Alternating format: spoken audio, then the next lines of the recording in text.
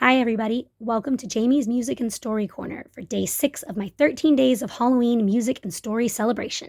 Today, I'm bringing you a story from Disney's 5-minute Halloween stories, Tangled, Marmalade, Moon Night. Rapunzel sighed. Mother Gothel was away, leaving Rapunzel alone in the tower. Luckily, her best friend Pascal was there to keep her company. "What do you want to do now, Pascal?" Rapunzel asked. She'd spent the day brushing her hair, which took most of the afternoon, painting a new mural on the wall, and rereading her 3 books. Now it was growing dark. She glanced over at a dozing Pascal and laughed. "No, I don't think it's time for bed yet. I'm not very tired."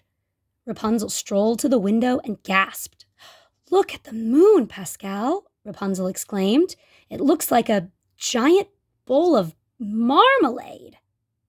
Just then, a flock of birds flew across the night sky, making an orange face in the glowing moon. "Ooh, that is scary," Rapunzel shivered with glee. Suddenly, she had an idea. "I know, let's make tonight Marmalade Moon Night. We can start our own spooky holiday. Now, we just need some creepy traditions." First, Rapunzel wanted to make a lantern that looked like the scary moon face.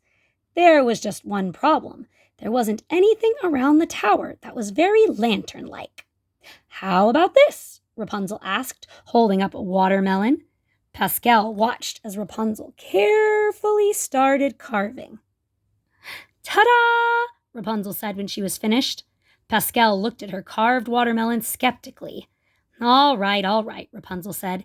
"It's not exactly spooky, but it's not bad for my first try." Rapunzel put it down on the table and stepped back to admire it. As soon as she let go, the watermelon rolled off the table, hit the floor, and smashed into pieces. She said. "Remind me next time that Moono-melons tend to roll." "Now let's play a game," Rapunzel said. She glanced at the rest of the items in the fruit bowl. "These look just like Marmalade Moon," she said, picking up a few peaches. She filled a large tub with water and added the peaches, which floated to the surface. "Okay, Pascal, try to pick one up, but no hands or feet. You can only use your mouth."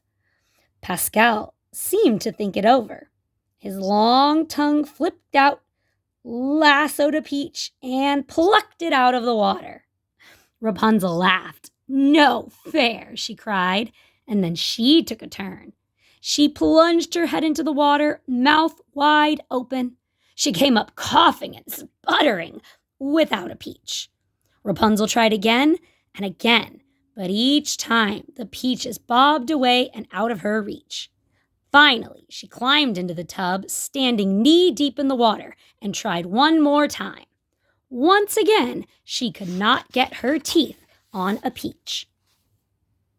Overcome with frustration, Rapunzel plopped down in the water.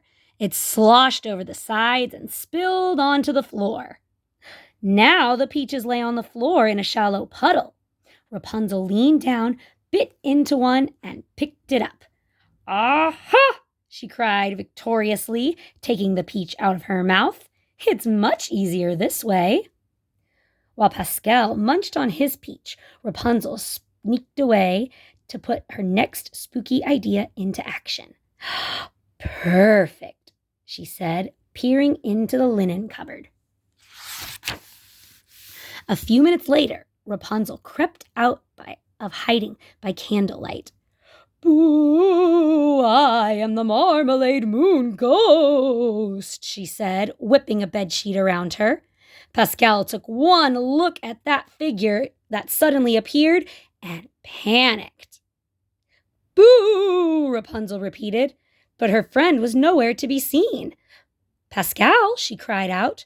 Realizing she may have really scared him, she added, "I'm sorry. That was supposed to be fun, not scary." Where was he?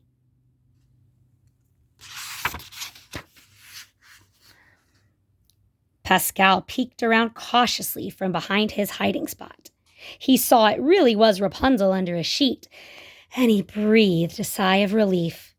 He started to move from his hiding place spot at the same time Rapunzel spotted him right in front of her. "Ah!" she cried and fell over backward, startled. "Okay," Rapunzel admitted with a laugh. "That was a little more scary than fun." She sat down next to Pascal on the chair. "No more tricks, I promise."